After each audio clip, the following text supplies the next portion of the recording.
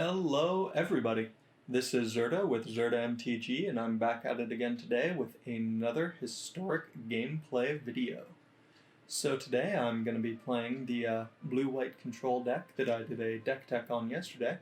And looking at this hand, on the draw it's not entirely the best, but it's not embarrassing either. We know we're not against one of the Lurrus decks, so we don't know immediately if we need a hand that interacts very quickly, but we have a cantrip, we have a way to stall and gain some card advantage, and we have a bit of interaction if they're anything slower, or even if they're mono red. That's not a terrible card to have, given it is pseudo card advantage and it buys time at the same time as it stops things from getting worse, so I'm going to go ahead and keep this one. Going to lead on the farmland, so all of our other lands will come into play untapped. If that had been a temple, I very much would not be keeping this hand.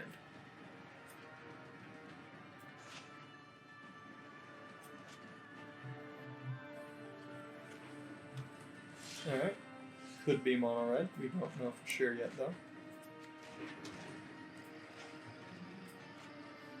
I'd like to get that to ferry down as soon as I can, but as of now, that's going to be quite a ways off.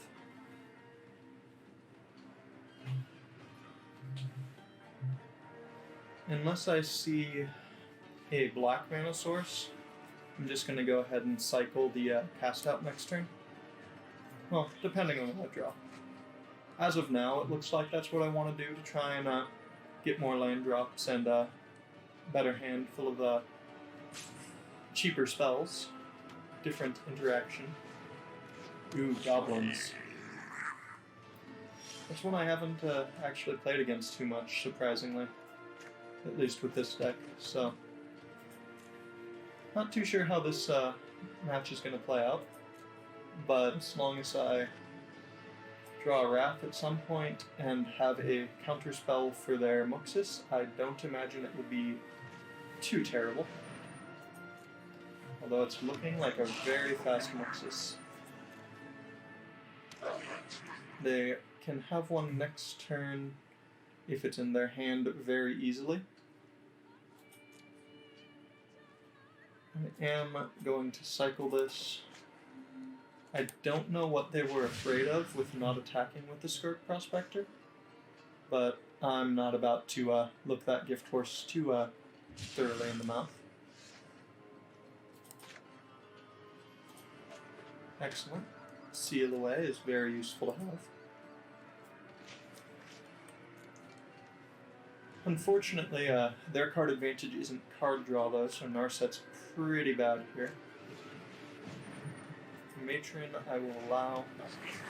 This could find a lot of very nasty things, but I'm going to just kind of work under the assumption they already had a Muxus in hand anyway.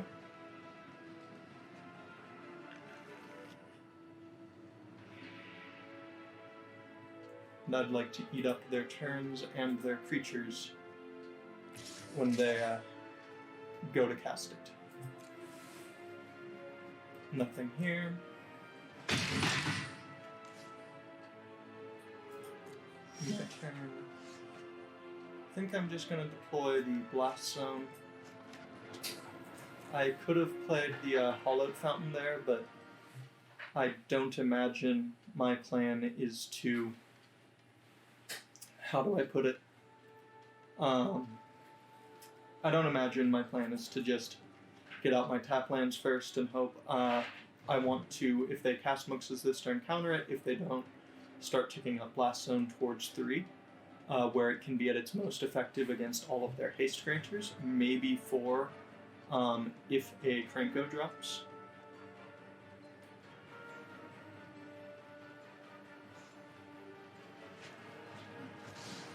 Alright, Muxus minus 1, 2 creatures. So here we go. Very powerful Absorb.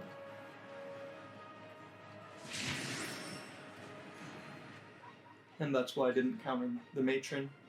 It was going to end up being sacrificed either way, and if they did already have a Muxus, I wanted to be able to counter back-to-back Muxus instead of just the thing that you would normally normally counter the tutor, not what they tutor for.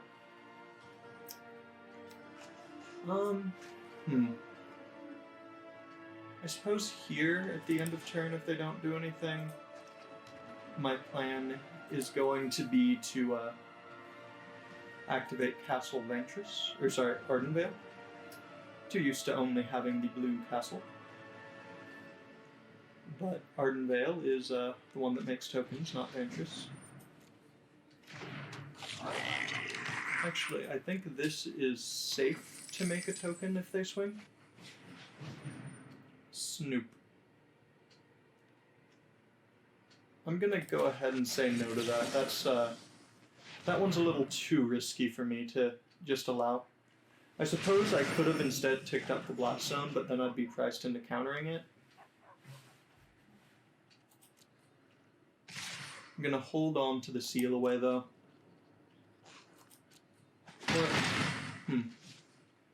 4, 5. Yeah, I'm gonna hold on to the Seal Away. I could be very, very wrong in doing so, but I believe that gives me my best shot here.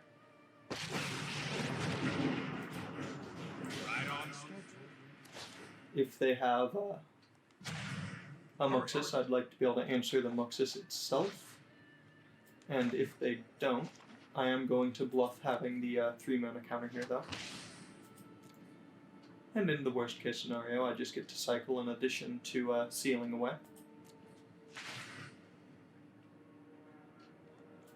This does mean I don't get to untap my Blast Zone and make use of the counters in that way, or the mana in that way, but trying to do this the best way possible. Yeah, I'll allow Goblin War Chief. Just say I could hold the Seal Away as well for Franco, so that it would only get 1 tap and not the double. I'm not positive if I'm gonna do the cast out, but there's a strong possibility. Actually casting Gem Palm. Okay.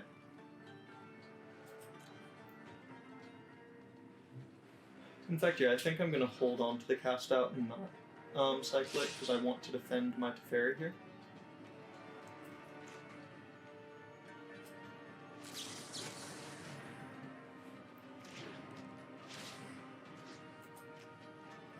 Goodbye, War Chief.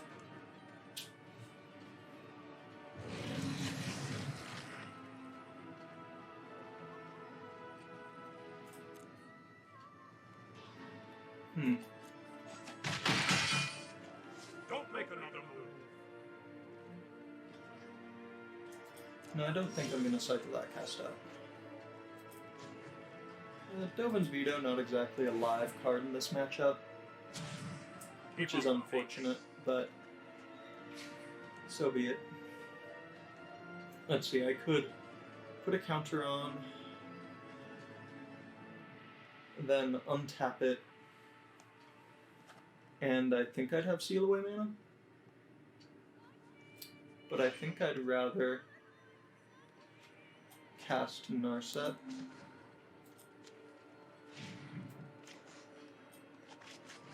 I probably really should be preparing myself for a Muxus right now, but I want to dig for a Wrath pretty badly here. But for now, I'll take the Absorb and just be happy with my life. Alright, so if I play an island, I'll have access to 6 mana. If I play the Hollowed Fountain, only 5. There's nothing I can do with 6, I believe. So I'll just play a tap land and end the turn. I suppose what I could have done is added Kahira to my hand, actually. So maybe that was right. And I will be holding this Absorb open for the remainder of the game now.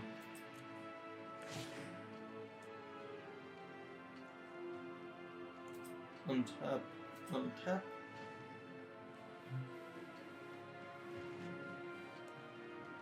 Worst case scenario, we make a token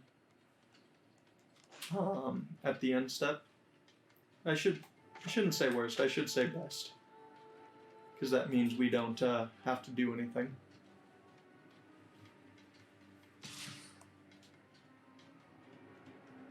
Actually, post-combat, what would I rather? Would I rather kill the creature going at my Teferi, do nothing and hold open mana? I could kill the Skirk Prospector, and killing the Skirk Prospector means that they can't Muxus post-combat.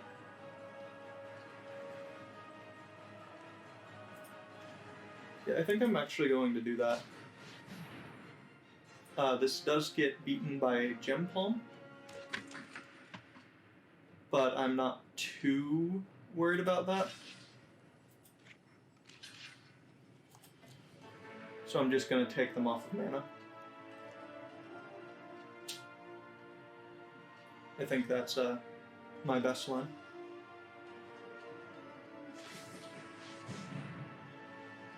Alright.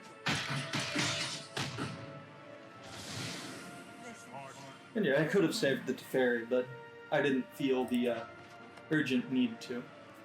And now, even though I just said last turn I was going to hold open the rest of the game, I'm feeling like winning the game might actually be the better line.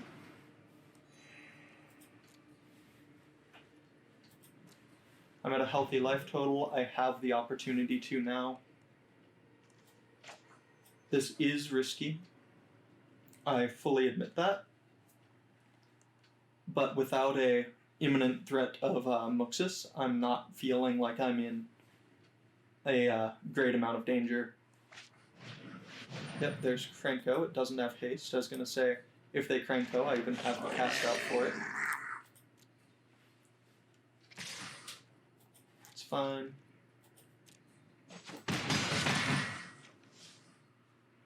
My turn. Do not cycle.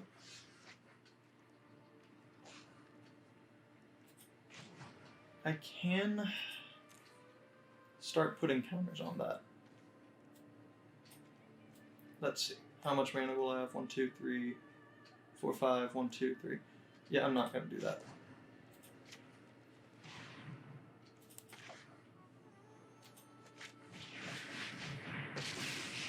Go.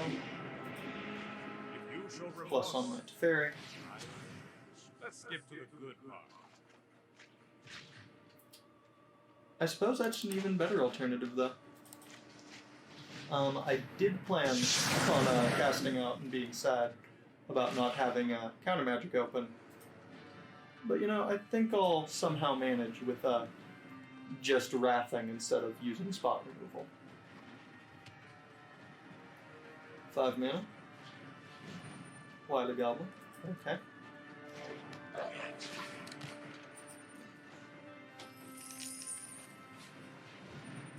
Snoop can be dangerous, but not if that's what they have on top. I'm not gonna cycle. I just don't have the need to yet. It's not like I'm going to be drawing into something amazing just off of the top, meaning the approach, of course. And, more importantly, I can simply now put 1 charge counter, put a stop on my end step, play a land, end the turn.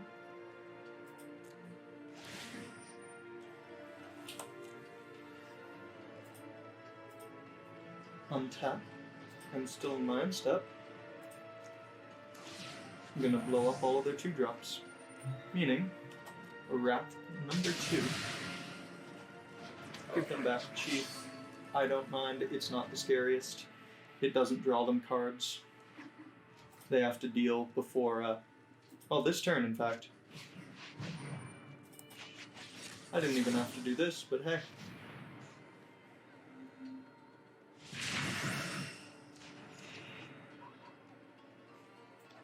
And I felt in complete control basically this entire game.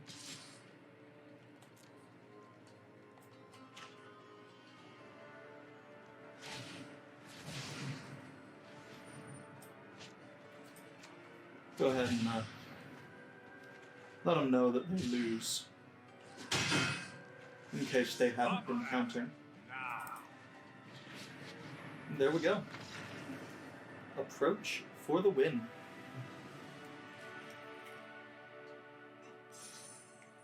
Yeah, I feel as soon as we got rid of the prospector, we were just in such a safe place that I didn't need to do what my original plan was of hold open the absorb, because the only thing they could have done is draw another prospector and Hadamoxis. So we're just going to go ahead and jump right into the next game. And I'm going to be sad that I've been talking through this entire thing, so I don't get to cut it a little bit shorter for all of you. Alright, here in game number 2. Lots of tap lands, but we do have interaction, we do have cycling, and scrying, and a wrath. So we have turn 2 and turn 4 interaction. I'm good with this. I suppose the thing we want the most is more white sources and just better lands. Oof, another tap land though might not be what we're looking for, but I'm gonna go ahead and keep it. We can play it on turn 3. Alright, Scavenging Ooze. I'm gonna go ahead and hold up Censor and Disruption here.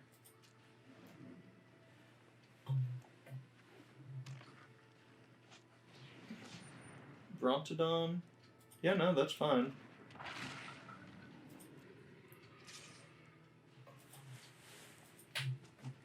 I don't mind things that will just die to a Wrath without giving our opponent value. There we go. But if they drop, say, a Planeswalker, then I'll start having issues. Seal Away, I'm unsure of if we want. I think we're good on answers for now. And what I want to draw is just a Planeswalker to start pulling ahead in value. Alright. I'm very glad we have something for that. No Walker. I think I'm going to cycle the Censor.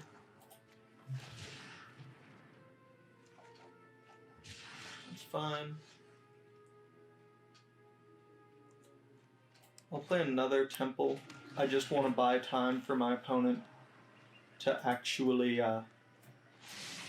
do something. Although leaving it on top...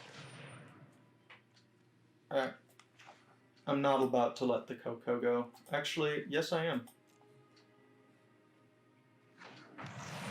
Only a goose. Well then. We got lucky there. But I was letting it go because I'm planning on just wrathing next turn anyway.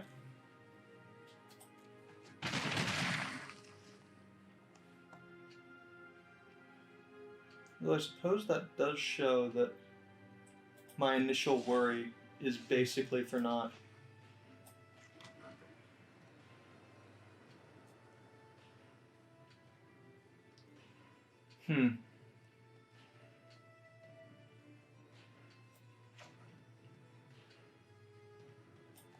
Forget, how does that grow?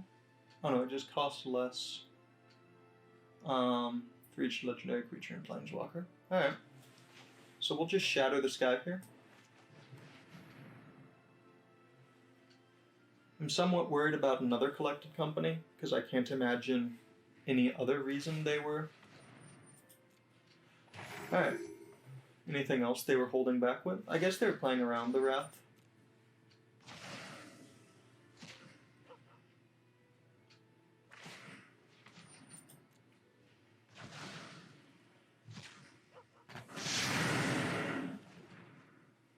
Alright.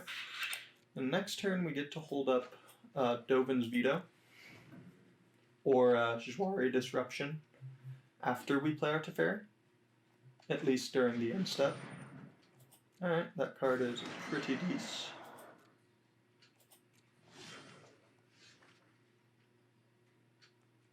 Let's play Teferi and draw before we decide what land we're going to use.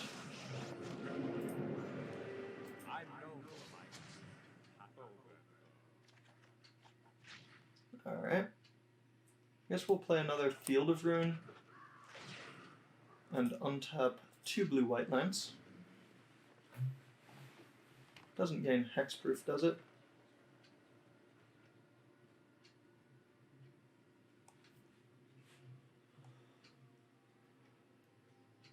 Alright. Waiting for our opponent to decide exactly... Oh, no, no, no.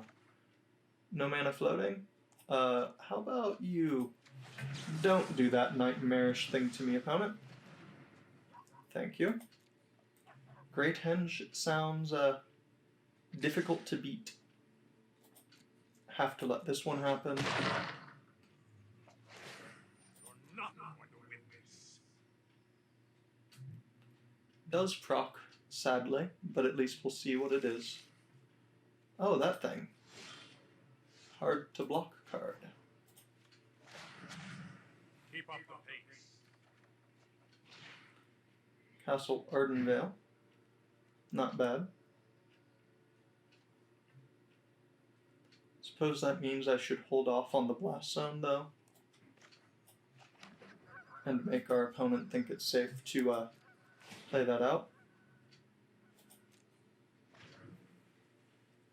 That was also poor play on my part. I should have Field of Ruin there. It was free because I'd have gotten a land out of the deal and untapped both lands I used, so I could have just killed a man land. Coming at me, eh? Suppose it is half my life total.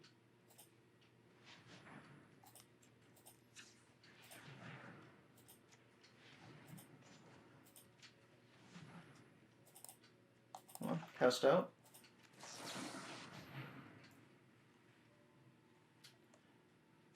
Because that hitting me is actually a problem.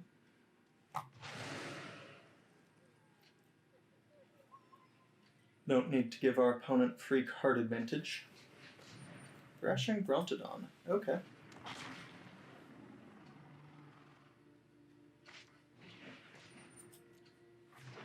Use. Still fine by me. And I'm gonna give them a mana, but I can't imagine anything they'd really use it for. I suppose there's... What was it? Ajani's Intervention? The indestructible granting green or 2 green mana instant, but I don't think that actually sees any play, at least in the main. And I do have a Dovin's Veto, even if I'd rather use it for something else. So it feels safe to just go ahead and get that done now, instead of waiting for it. I'm gonna go ahead and Shatter, though.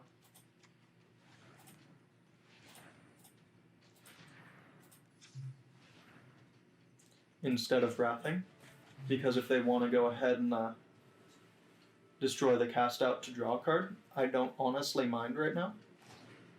There we go. Because it means future Thrashing Brontodons they might have don't become, if I kill it, they get a creature. And it just kind of frees that up for me. Of course, it means they will, depending on how things play out here, be able to blow up my Search for Elsconta, but not too worried about that happening. They've gone through 2. I was just playing for the don't give them a threat while I'm that low on lifeline.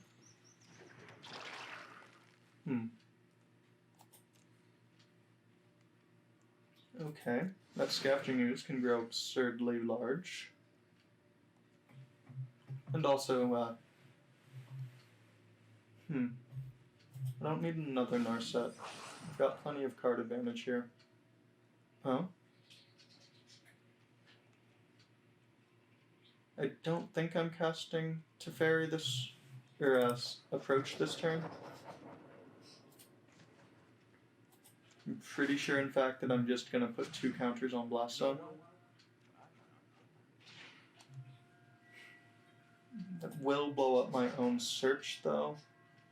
Not exactly something I want to do.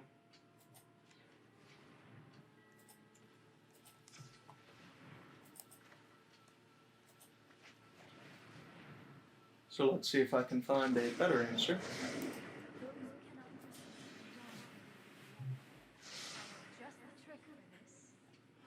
There we go. Cast out is, in fact, a better answer.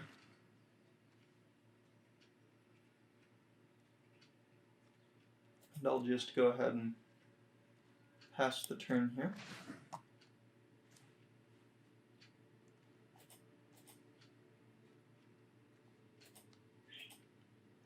Let's think better of that.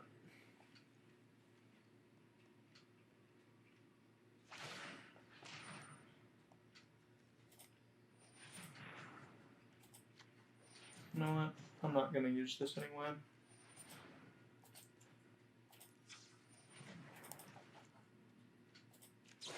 Trying to get in the habit of tapping my lands how I want them tapped, because Auto Tapper has messed with me one too many times for me to truly be happy. Alright, so cast out their Scoos and allow them to exile the rest of what they want.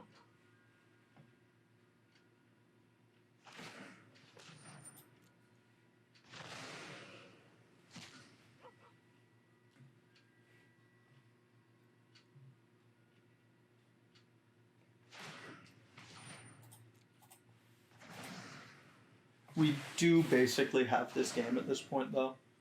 Unless they're playing things like Ulamog, I suppose, which could get fairly out of hand. 5, 6, 7, 8. Champion. No, that is fine.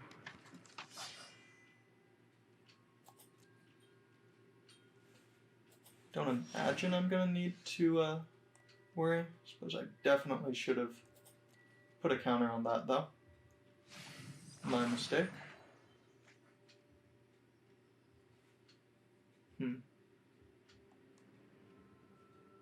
We can dig most of the way to the approach.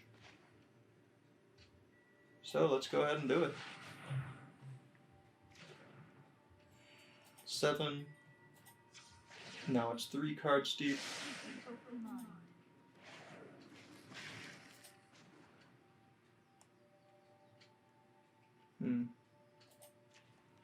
I'm gonna play it safe, though. Not allow our opponent any kind of shenanigans. They have collected company. We have answers.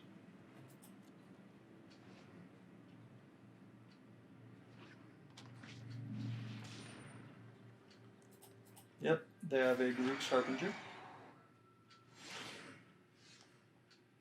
Well, it's not approach, so it goes to the bin. And let's see, it was, yeah.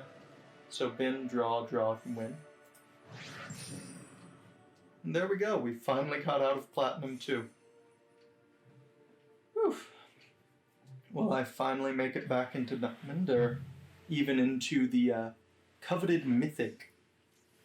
I'm pretty sure I don't play often enough to ever make it, but hey, it would be nice. Let's see. Yeah, I'll give you guys one more game. Guys, gals, and anything outside of the assumed binary.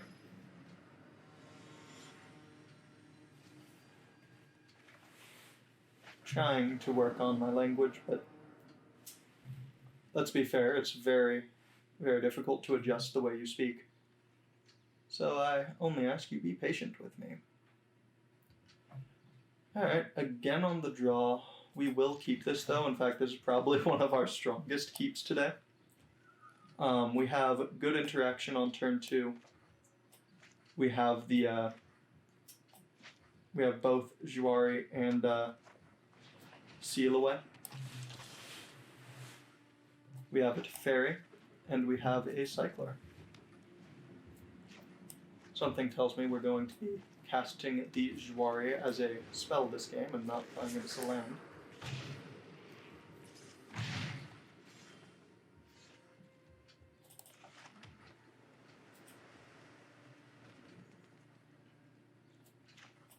Especially if they try and drop an annex on us.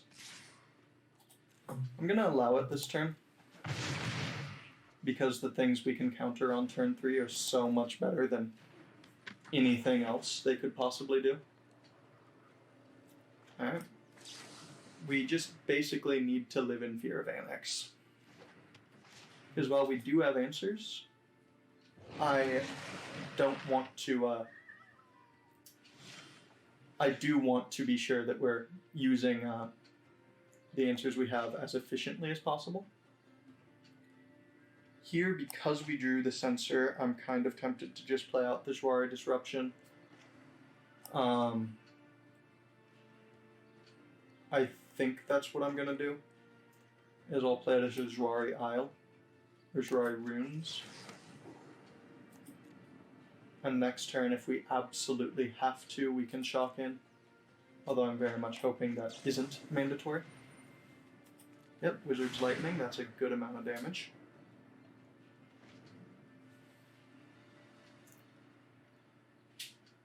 Come on, let us censor something. No, but, ooh, they definitely hit us for a bit here.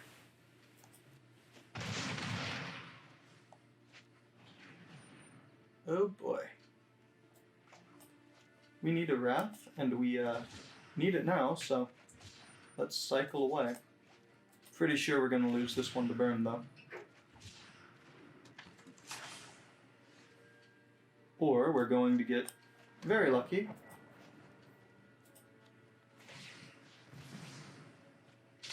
And draw the Wrathland. We just need them to whiff this turn. Whew. Dang. Alright, if they had whiffed this turn, we'd have been in a pretty good spot. Seeing as they haven't, I don't think we're in a good spot at all. Here, I'm gonna play it as safe as possible. Or I should say risky. But there isn't really a safe line here, because if they have a shock, we're dead anyway. But I'll trade, draw.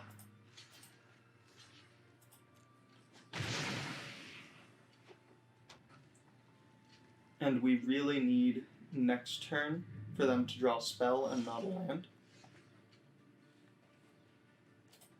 So if they draw a spell, we'll be able to absorb and start gaining life and put ourselves outside of range.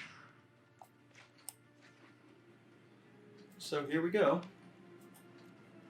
Hoping that our burn opponent draws a spell while we're at 2 life. Ah, they win.